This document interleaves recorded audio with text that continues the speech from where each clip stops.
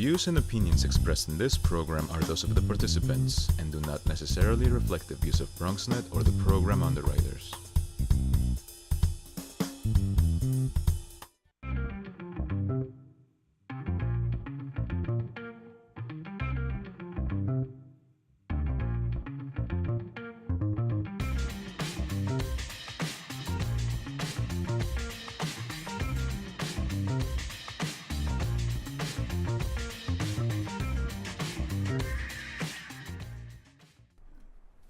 Hey there, it is time for the Bronx Buzz, and I am thrilled because today we are going to be joined by somebody who does something very important and very unique in our borough of the Bronx that is going to help your life and my life be better.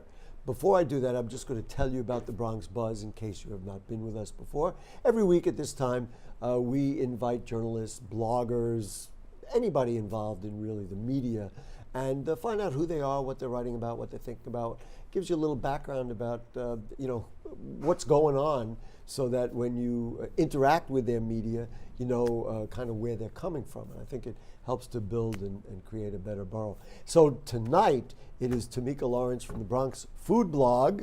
Nice to have you with us, Tamika. Hi, I'm happy to be here. I was hoping that I said, oh, the Bronx Food Blog, they're going to bring me some cookies or something. But then I found out that what you do, why don't you explain what you do rather than have me explain it? And the website is the bronxfoodblog.com? Yeah, it's just bronxfoodblog.com when you type it in. Okay. But yeah, the official title is the Bronx Food Blog. Right, so bronxfoodblog.com. Before we even, you tell me what you do, and then we're going to get into the background. Okay. So the site is geared towards residents as well as visitors, and the aim is to pretty much report on everything that's going on in the borough regarding food and drink. So that includes restaurant reviews, dining guides, news roundups about anything food, drink, nutrition that's going on uptown that's relevant to the Bronx, as well as even event announcements and recaps. It really, as you were describing it to me and we did the research beforehand, it really is so important. In fact, just, I don't know, yesterday, the day before, someone who I know is a Bronxite, actually she lives out on City Island, right, if I can tell the truth, and she said to me, hey, do you know any good restaurants in the Bronx? Of course, I know many of them, but this is exactly where you should go if you want to find out. Exactly. And I hear those stories like quite often. And I've had those questions myself over the years because I've pretty much lived in the Bronx almost all my life. And when I conceived the site, it was during a time when I wasn't going to be working in the city any longer. And I was spending a lot of time uptown, and I was just like, where should I go to eat? I love to eat and I love food, and it's really important to me. So I was looking for places where I could dine out, have a good time, and be sure that I'm going to enjoy the meal. I love the fact you've done it twice, and I love the fact that you just effortlessly refer to us as Uptown. I was having to, and for people, maybe from Manhattan, they'll think you meant East 82nd Street. But if you're talking in the BX, we know what you're talking about. Yeah. If you're going uptown, well, that's where we are. What I'm really curious about is your background and what led you to do this. We just talked a moment ago that you were an English major in college. You went to Stony Brook. You went to DeWitt Clinton, my alma mater as well. But so what got you to that point, or was it just kind of lucky that you said, oh, I think I'll do this, that kind of thing? I think it's a little bit of both. Sometimes with these things, it's kind of like alchemy, but there is some, science going on behind the scenes, like, some calculated things. So I did study English in college, and, when I came out, I was looking for opportunities to work in media, work in magazines, and it was during a time when, blogs were really coming up. But if you had this traditional view of media, it's just like, I want to work in print. I actually kind of fell into digital. Excuse me, how long ago was that? Because obviously the nature of media has changed. Right. And we experience it on this show every week when I talk to print journalists, and they all realize they got to learn to shoot, they got to learn to do all that other stuff. So when was that point? This is around, say, like 2009. Right. I feel like the blogs were emerging like in maybe like 07, but I think 2009, 2010, they really hit their stride. And you got caught up right in that moment where the industry was changing. Yeah, yes, I did. Yes. Yeah, I did. And, at the time, coming from this like idea where I wanted to work in print, and it didn't happen because it was getting really tough. So I fell into digital, and I ended up really loving it. So I was doing content editing and writing. So you answered one part of what I was thinking about Right. in the question, and that is, okay, so that's how we went to digital. How'd you get to food? How'd you get to restaurant So reviews? I think because And if you hang with me, but excuse me, if you hang with me, I'll give you, this is terrible. Oh, we love this. That's, it's not very scientific, but that's how I feel. Right. So go ahead. So I would say it was just kind of a natural love that developed. And I'm a particular type of person, like when I like something, I love it. When I don't like something, I hate it. So in like eating food and having that passion about what you like it really kind of like culminated into, I think I want to express this. How do you choose where to go? Sometimes it will just be discovering places online, like maybe through social media, and there are times when the restaurants and businesses will reach out to us like, hey, we'd love for you to come in and try out our food. God, this is a terrible question. They treat you like a reviewer, so they give you dinner, that kind of thing? Yes. Or does it get difficult? So in other words, they know that you're coming ahead of time? Right. I know the lines have definitely gotten a bit confusing when you're talking about like traditional media versus blogs.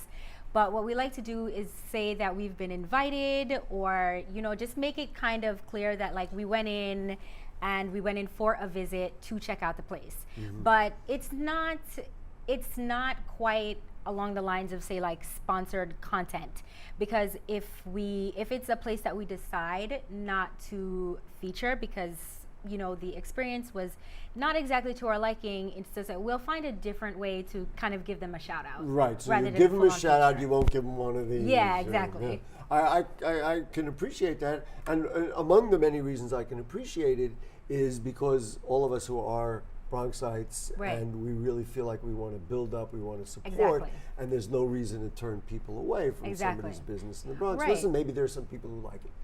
Exactly.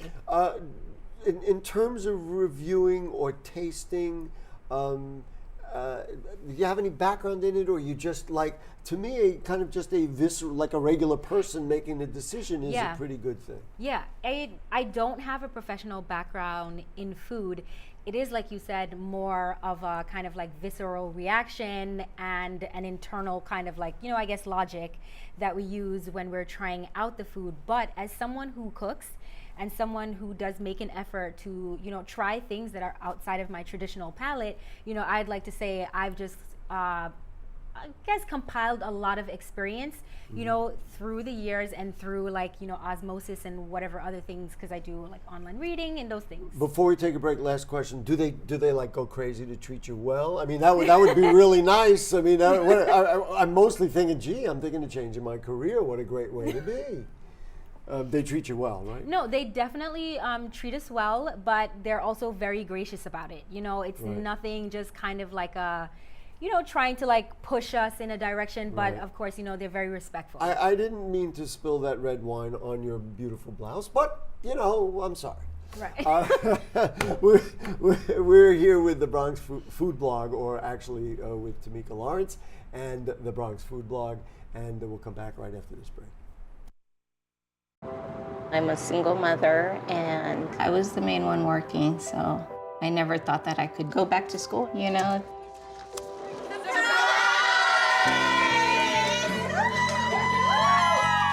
My sister, my mother, everybody wanted to help me with my kids. I could not have gotten my diploma without my family. Find free adult education classes near you at finishyourdiploma.org. The National Supermarket Association hosted NSA Cares annual scholarship dinner at Fordham University. The association has been around for 29 years supporting local students pursue their education. All the scholarships, we take the recipients are from the community that we serve. So being that we have so many stores in the Bronx, the recipient are from the Bronx, and we're very happy to be able to support the community that we serve. The National Supermarket Association awarded over 150,000 scholarships, helping high school students achieve their dream of going to college. Over 1 million scholarships were granted in the past decade through the Scholarship Foundation. I attend New York University, and as we all know, it's very expensive. So this opportunity to add towards my scholarships is taking off that burden from my family. So applying to the scholarship is definitely helping towards my future. To apply for a scholarship, you must be a high school student or an undergraduate student with a GPA of at least a 2.8. For more information, visit the NSA website below. For BronxNet, Tatiana Parrish. The 2017 Pan-African Weekend, produced by Face to Face Africa, recognizes those of African descent who've already left their mark on the world through their excellence and continue to do so. I came all the way from Ghana actually to be at the 6th annual Pan-African Weekend, and I'm loving it so far. Just to highlight diaspora achievement, Pan-African women and men doing amazing things, and just bringing this huge gathering of people, of just like high achievers, trailblazers. It blows my mind. Others were also inspired throughout the weekend as the event offered beneficial sessions. Yesterday I was at the women conference, and they gave us very good advice, and a lot of the speakers spoke about things that we as women need to grow as family and business and as friends as well. So it was very powerful. Having this opportunity to talk to people and to be able to meet people and to trade ideas is amazing. The occasion heavily promoted unity among this particular group of people. The importance is basically, bringing Africans together, people from our community mingling with each other, because I feel like the business part is what we can most benefit from as Ghanaians. So it's a great movement, and I think it'll definitely incite a change. We at Toyota recognize that the African community, or the black community, extends beyond African Americans and extends to people of African descent, Caribbean, Pan-African, the diaspora. I thought that this was a wonderful opportunity for us to engage with this group and just talk about the issues of the community and work together to find solutions for the issues. Sponsored by Toyota and Prudential Financial Inc., the Pan-African Weekend, in its 6th running, continues to inspire growth and excellence in those of African descent. From BronxNet, this is Shanice Powell. Chiru has no choice. She and millions like her must walk miles every day for dirty water. But together, we can end their walk by providing clean water close by. Instead of spending hours walking to get water that makes them sick, girls can be in a classroom that expands their minds, and moms will gain back time to care for their families. Sons and daughters can grow up strong, finally free of sicknesses caused by dirty water. At World Vision, care about clean water runs deep. Deep enough to reach one new person with clean water every 10 seconds.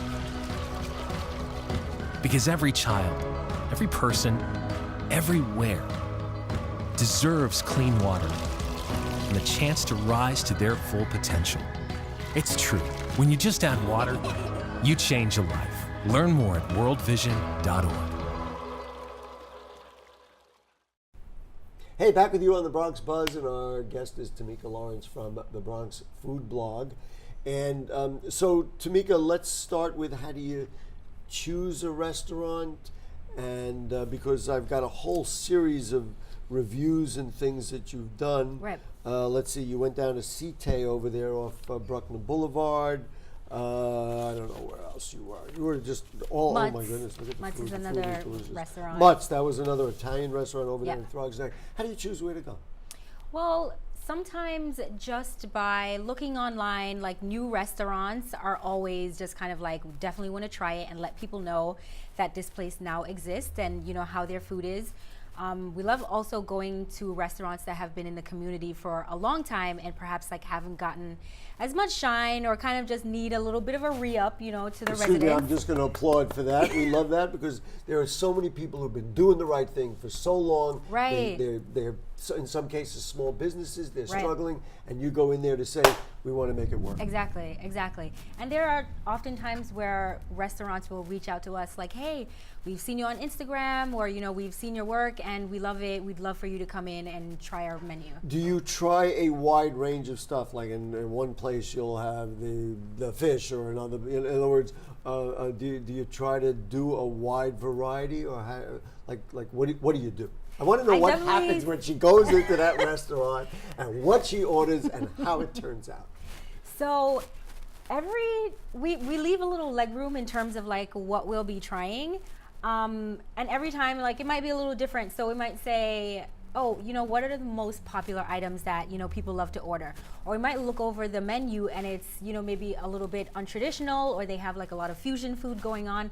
So it's just like, this sounds really interesting. I want to know what that tastes like. I know it's fun. It's got to be fun. She's smiling. It's like I let her secret out. It's great fun.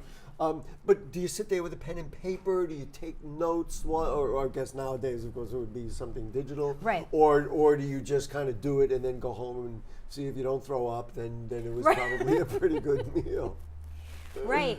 So that's a little bit flexible as well, depending on the restaurant. Like if, say, they have a more of a complex menu, you know, they're building on things, then I'm going to want to take notes. I'm going to want to take notes about, you know, how they're composing their flavors, how they compose their menus, like, you know, things like that. Like how much conception is going into it. If it's like a really chill place where the menu is like limited and it's just kind of like, you know, just pop in and pop out, then I'll be less formal about it.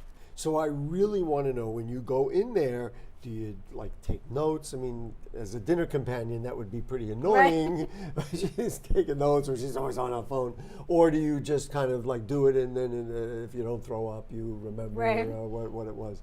How do you do it? Every restaurant, it might be a little bit different, and depending on the restaurant will depend on whether, you know, I'm taking notes. Like, so if the restaurant has more of a complex menu where, you know, they're building on a lot of flavors, or they do a lot of like experimentation with their dishes, the menu is like extensive, I may want to take notes because there's a lot of conception that's going into their menu items. But, you know, if the place is a little bit more relaxed and casual, and, you know, you just pop in, you pop out, the menu is limited, then, you know, I won't so much. I won't take notes, you know, I'll just like take in my experience.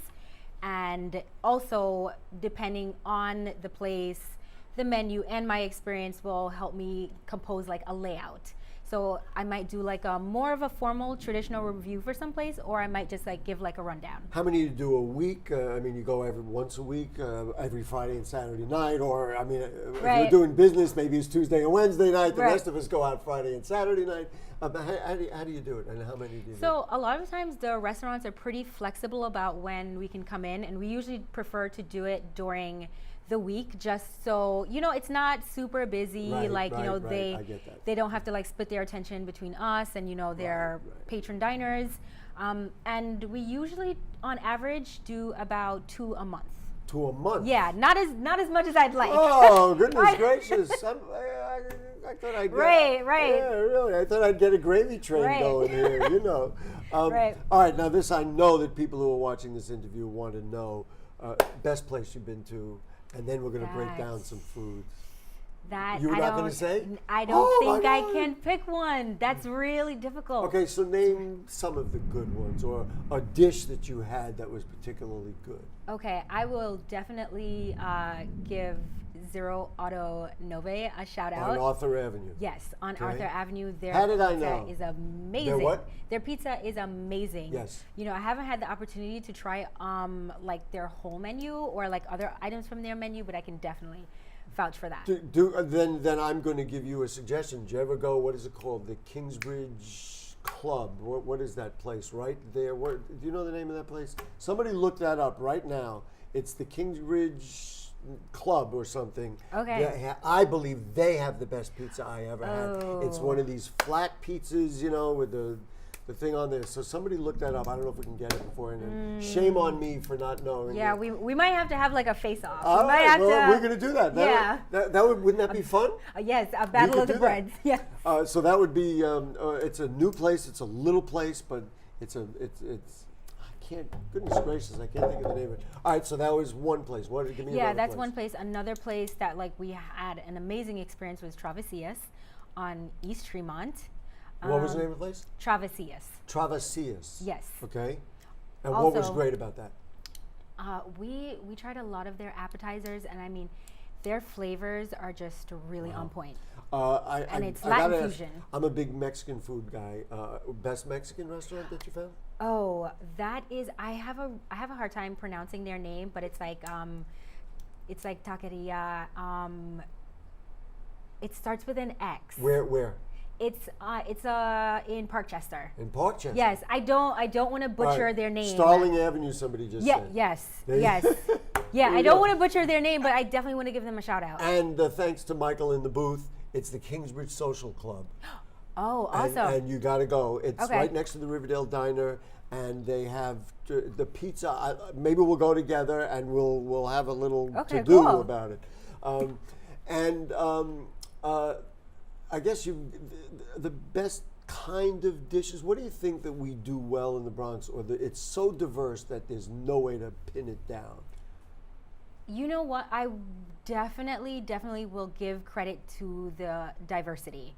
Like, I think that's just amazing. But I would say that one thing we do extremely well in the Bronx is just like, whether it's just supposed to be home style food, or if it's a bit more escalated, it feels hearty. Like it feels hearty. It feels like we know how to comfort do food. it right. Yes. Okay, so I'm going to among my favorite restaurants. Did you ever go to Siam Square in Riverdale? The No, Thai not yet. restaurant. Okay, so that your friend Shoshana, right? She's going to put it on a list. Yeah. Siam Square, and you say hello to Joe, who works in the kitchen. He's also Awesome. been an engineer at Cool. BronxNet, so everybody at BronxNet knows he is. All right, how do we find the Bronx Food Blog?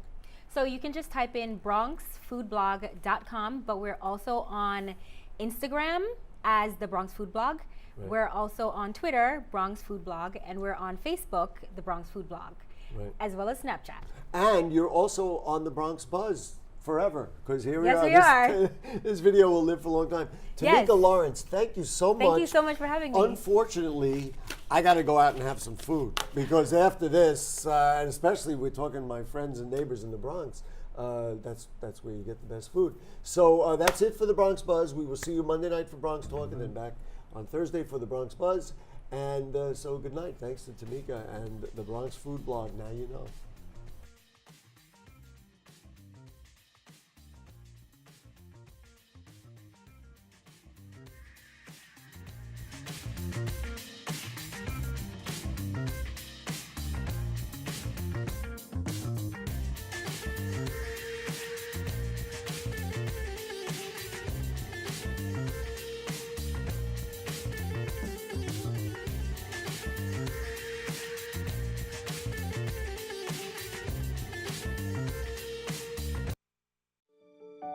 We are there, day one, with baby names and a gift that lasts a lifetime.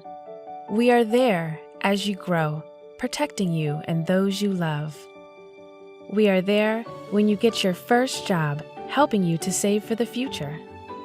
We are there when you marry your sweetheart to help secure your new life together. We are there if the unexpected happens, to help you see life from a new perspective. We are there when you start your next chapter to make sure you get off to a great start. And we are there when you lose your soulmate to help make sure you will be all right. We are with you through life's journey. Social Security, securing today and tomorrow. Get to know us and see what you can do online at socialsecurity.gov. This video produced at U.S. taxpayer expense. This is the story of a boy who didn't talk for a long time. The boy liked things to always be the same. Any changes would scare and upset him. The unknown was an unfriendly place. boy was very sensitive to lights and sounds.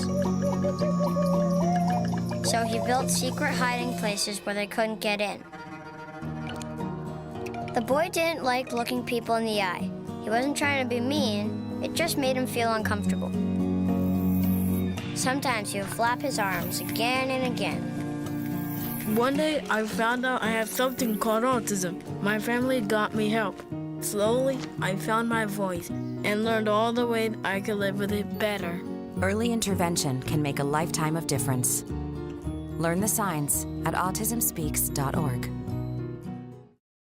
I'm a retired school psychologist, and helping people was my thing. I was very independent and thought I could take care of myself. I fell, and I had to have Meals on Wheels. After my stroke, when Meals on Wheels started, I was on the other end of the stick, so to speak. Meals on Wheels, coming to my door as someone who's housebound, having someone check on me, assures me that I'm not forgotten. Meals on Wheels has given me a mode of freedom that I wouldn't have otherwise. We're the clients. We are the clients. We are the clients of Meals on Wheels. America, let's do lunch. 1 in 6 seniors faces the threat of hunger, and millions more live in isolation. Drop off a hot meal and say a quick hello.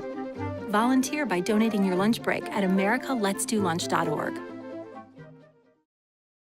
We're just giving out information about what to do if you get a city-issued summons. Oh, thanks a lot. Outreach at the beach is what they're calling it. The Office of Administrative Trials and Hearings were at Orchard Beach this week to announce that the NYPD has the authority to file administrative summonses in their courts, also known as oath, rather than at criminal court for low-level offenses like open container, excessive noise, and being in a park after dark. We want to make sure that people understand what their options are, what their rights are, what the effect is of these summonses.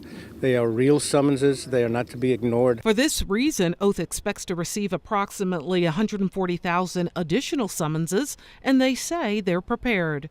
Either go online and you can upload your evidence, or just type in whatever it is that your defense is. Okay. And when you do that, within about 5 days, you get a response by email of what the decision is. And the other easy way is to do it by phone. You can call in and ask for a hearing by phone, and you'll be given a time and date where you'll get a phone call from a hearing officer together with the enforcement officer if he's available. And you can give him your story and like that. And of course, you can always come to a hearing center and go through the normal process. In the Bronx, that address is 3030 3rd Avenue near East 156th Street. Aside from paying the fine, there's also another option. Community service, the way we look at it, is not the classical community service. It's actually for the benefit mostly of, say, a young kid who can't really afford to pay a $300 fine or something like that. I mean, a $25 fine, which is most of them, is not that big a deal, but to a young kid, that might mean something. The change comes as a result of the Justice Reform Act signed by the mayor last year that went into effect in June this year. Staffers were out handing out pamphlets to make sure everyone is aware. So why choose Orchard Beach? The most common summons that's issued by the New York City Police Department, that's not a criminal summons, is open container. Open container is simply somebody is out in the open, not in a restaurant or in their house, with an open container that contains alcohol. That's a violation. They issue well over 100,000 summonses for that every year. In the end, it's all about keeping the fun in summer. Something like an open container can be $25, or you can decide to do community service. For BronxNet, this is Arlene Makoko.